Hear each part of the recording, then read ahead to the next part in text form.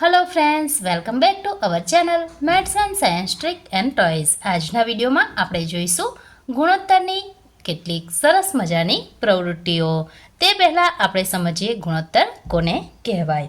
ગુણોત્તર એટલે કે બે જથ્થાની સરખામણી કેટલા ગણા પદમાં કરીએ છીએ આ સરખામણી જે છે એને આપણે ગુણોત્તર કહીશું.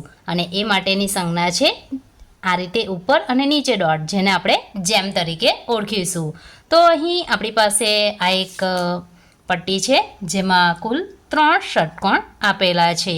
2 જે ષટકોણ છે એ ગુલાબી રંગના છે અને એક ષટકોણ લાલ રંગનું છે. તો હવે આપણે એનો ગુણોત્તર શોધીએ. તો અહીં સૌપ્રથમ આપણી પાસે ગુલાબી રંગ છે, તો આપણે અહીં લખીશું ગુલાબી રંગ અને લાલ રંગના ષટકોણનો ગુણોત્તર બરાબર. અહીં સૌપ્રથમ આપણી પાસે છે ગુલાબી રંગ, માટે આપણે અહીં ગુલાબી રંગના 2 ષટકોણ છે જેને આપણે અંશમાં લખીશું.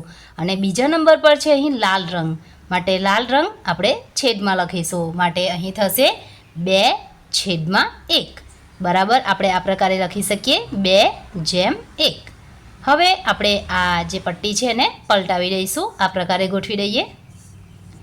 તો અહીં સૌપ્રથમ આપણો લાલ રંગ છે અને પછીનો રંગ છે ગુલાબી રંગ. તો અહીં આપણો જે ગુણોત્તર છે એ પણ બદલાઈ જશે. જેમ કે અહીં આપણે આ પ્રકારે લખીશું લાલ રંગ અને ગુલાબી રંગના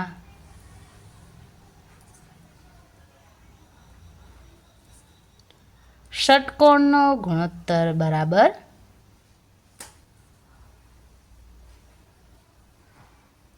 તો અહીં આપણી પાસે સૌપ્રથમ લાલ રંગ છે, માટે અંશમાં આપણે 1 મૂકીશું. જે પ્રથમ શબ્દ છે એ આપણે અંશમાં મૂકવાનો, બીજો શબ્દ એને છેદમાં મૂકવાનો. તો અહીં ગુલાબી રંગના આપણી પાસે 2 છે, માટે આપણે છેદમાં 2 મૂકીશું. માટે આપણને જવાબ મળે છે 1/2. હવે આપણે આ કેટલાક ફૂલ લઈશું. તો અહીં આપણી પાસે વાદળી રંગના 4 ફૂલ છે અને પોપટી રંગના એટલે કે લીલા રંગના 2 ફૂલ છે. તો સૌપ્રથમ આપણે આ પટ્ટી માટે ગુણોત્તર શોધીએ. તો અહીં આપણે લખીશું વાદળી રંગ અને લીલા રંગના ફૂલનો ગુણોત્તર બરાબર.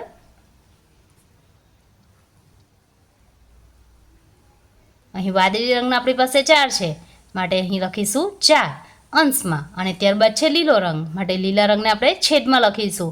લીલા રંગના 2 ફૂલ છે, માટે આપણે છેદમાં લખીશું 2. તો આપણે આ પ્રકારે લખી શકીએ 4/2.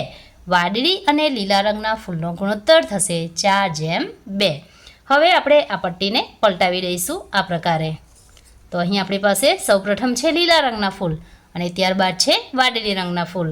તો આપણે આ જે છે એનો ગુણોત્તર શોધવો હોય તો આ પ્રકારે લખી શકીએ લીલા રંગ અને વાદળી રંગના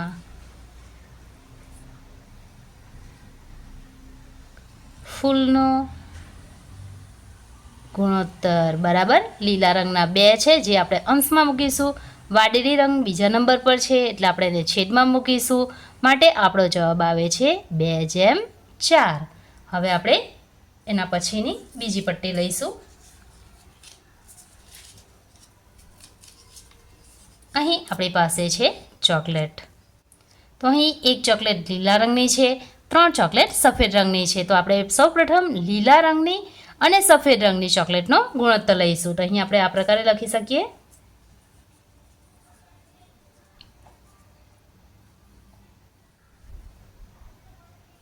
લીલા રંગ અને સફેદ રંગની ચોકલેટનો ગુણોત્તર બરાબર.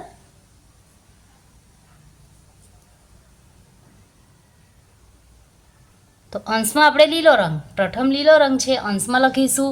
બીજા નંબર પર આપણો સફેદ રંગ છે જેને છેદમાં લખીશું. માટે અહીં 1/3 બરાબર 1/3. હવે આપણે આ પટ્ટીને પલટાવી દઈશું આ પ્રકારે. તો અહીં આપણી પાસે સફેદ રંગની 3 ચોકલેટ છે, લીલા રંગની 1 ચોકલેટ છે. તો આપણે આ જે પટ્ટી છે એનો ગુણોત્તર શોધવો હોય એટલે કે સફેદ રંગ અને લીલા રંગની ચોકલેટનો ગુણોત્તર શોધવો છે. તો તેને આ પ્રકારે લખી શકીએ: સફેદ રંગની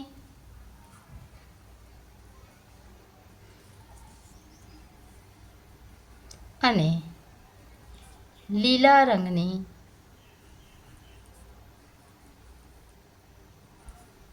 ચોકલેટનો ગુણોત્તર બરાબર.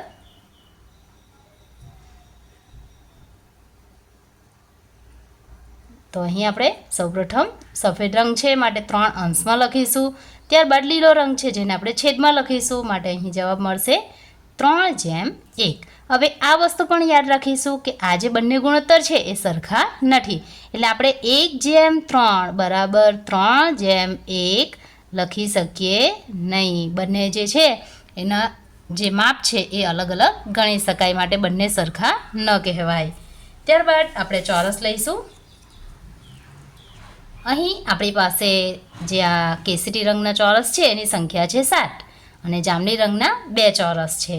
તો અહીં સૌપ્રથમ આપણે આ પ્રકારે લખી શકીએ: કેસરી રંગ અને જાંબલી રંગના ચોરસનો ગુણોત્તર. તો અહીં આપણે એ જોઈશું કે આપણી પાસે કેસરી રંગ પ્રથમ છે માટે તેને આપણે અંશમાં લખવાનો છે અને જાંબલી રંગ બીજા નંબર પર છે માટે એને તે છેદમાં લખીશું. તો અહીં કેસરી રંગના આપણી પાસે ટોટલ 7 ચોરસ છે, તો આપણે અંશમાં લખીશું 7, છેદમાં લખીશું 2.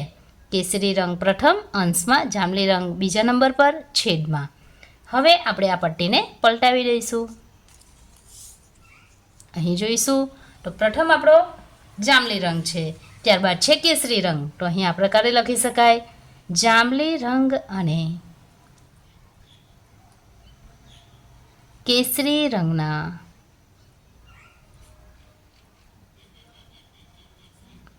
ચોરસનો ગુણોત્તર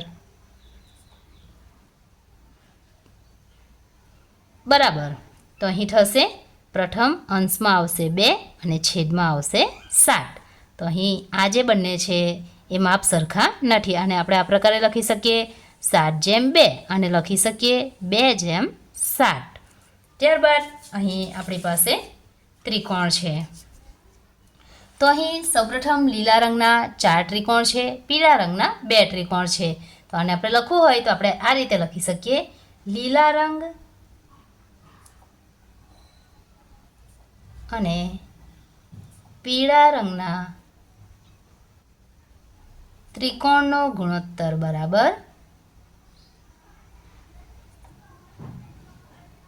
ચાલો, તો હવે આપણે તમે જવાબ આપી શકો છો કે લીલા રંગના 4 છે માટે અંશમાં 4 લખીશું, છેદમાં આપણે 2 લખીશું, માટે જવાબ મળશે 4:2. હવે આપણે આ પટ્ટીને પલટાવી દઈશું. તો અહીં આપણે જોઈ શકીએ છીએ સૌપ્રથમ આપણો પીળો રંગ છે, ત્યારબાદ લીલો રંગ છે. તો અહીં આપણે આ પ્રકારે લખી શકીએ: પીળા રંગ અને લીલા રંગના ત્રિકોણનો ગુણોત્તર